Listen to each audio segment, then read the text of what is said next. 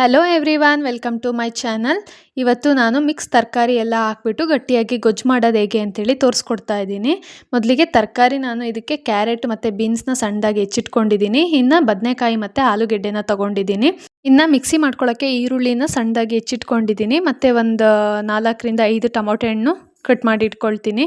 ಇದೆಲ್ಲ ಮಿಕ್ಸಿ ಮಾಡ್ಕೊಳ್ಳೋಕ್ಕೆ ಸ್ವಲ್ಪ ಕಾಯಿ, ಸಾಂಬಾರು ಪುಡಿ ಒಂದೂವರೆ ಸ್ಪೂನಷ್ಟು, ಖಾರ ಪುಡಿ 1-2 ಸ್ಪೂನು, ಅರಿಶಿನ ಪುಡಿ ಸ್ವಲ್ಪ, ಚಕ್ಕೆ 1-2 ಪೀಸು, ಲವಂಗ 1-2, ಮೆಣಸು ಒಂದು ಸ್ವಲ್ಪ. ಇನ್ನು ಕೊತ್ತಂಬರಿ ಸೊಪ್ಪು ತೊಗೊಂಡಿದ್ದೀನಿ. ಸಾಂಬಾರು ಪುಡಿನೂ ಹಾಕ್ತೀನಿ, ಕೊತ್ತಂಬರಿ ಸೊಪ್ಪು ಸ್ವಲ್ಪ ಹಾಕ್ತೀನಿ. ಕಟ್ ಮಾಡಿ ತರಕಾರಿನೆಲ್ಲ ನೀರಿಗೆ ಹಾಕಿಟ್ಕೊಂಡಿದ್ದೀನಿ.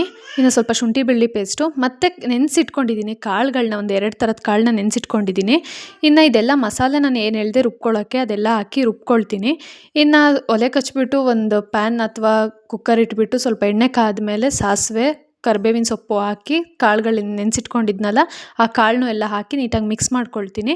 ಇನ್ನು ನೆನೆಸಿಟ್ಕೊಂಡಿರೋ ಅಂಥ ತರಕಾರಿನೂ ಅಷ್ಟೇ ಎಲ್ಲ ಹಾಕಿಬಿಟ್ಟು ಸ್ವಲ್ಪ ಉಪ್ಪು ಹಾಕಿ ನೀಟಾಗಿ ಮಿಕ್ಸ್ ಮಾಡಿಕೊಂಡು ಸ್ವಲ್ಪ ಬೇಯಿಸ್ಕೊಂಡಾದಮೇಲೆ ಮಿಕ್ಸಿ ಮಾಡ್ಕೊಂಡಿದ್ದಂಥ ಖಾರನೆಲ್ಲ ಹಾಕಿ ಎಷ್ಟು ಬೇಕಷ್ಟು ನೀರನ್ನು ಹಾಕೊಳ್ಳೋಣ. ಇದು ಸಾಂಬಾರು ಟೈಪ್ ಮಾಡ್ತಾ ಇಲ್ಲ, ಗೊಜ್ಜು ಥರ ಮಾಡ್ತಾ ಇರೋದ್ರಿಂದ ಗಟ್ಟಿಯಾಗಿದ್ರೇ ಚೆಂದ.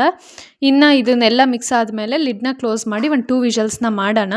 ಇದು ರೊಟ್ಟಿಗೆ ಮತ್ತು ಇಡ್ಲಿ ಅಥವಾ ಚಪಾತಿಗೆ ತುಂಬ ಚೆನ್ನಾಗಿರುತ್ತೆ. ಗೊಜ್ಜು ಕೂಡ ಇವಾಗ ನೋಡಿ ರೆಡಿಯಾಗಿದೆ. ಈ ಥರ ಗಟ್ಟಿ ಇದ್ರೇ ಚೆಂದ, ಸಾಂಬಾರು ಟೈಪ್ ಇದ್ದರೆ ಅಷ್ಟು ಚೆನ್ನಾಗಿ ಅನಿಸಲ್ಲ ರೊಟ್ಟಿಗೆಲ್ಲ.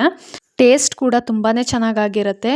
ನೀವು ಕೂಡ ಒಂದ್ಸತಿ ಮನೇಲಿ ಟ್ರೈ ಮಾಡಿ ಹೇಗಾಗಿತ್ತು ಅಂತೇಳಿ ಕಮೆಂಟ್ ಮಾಡಿ. ಹಾಗೆ ಯಾರೆಲ್ಲ ಇನ್ನೂ ನನ್ನ ಚಾನಲ್ನ ಸಬ್ಸ್ಕ್ರೈಬ್ ಆಗಿಲ್ಲ ಪ್ಲೀಸ್ ಸಬ್ಸ್ಕ್ರೈಬ್ ಮಾಡಿ, ಲೈಕ್ ಮಾಡಿ, ಶೇರ್ ಮಾಡಿ, ಕಮೆಂಟ್ ಮಾಡಿ. Thank you.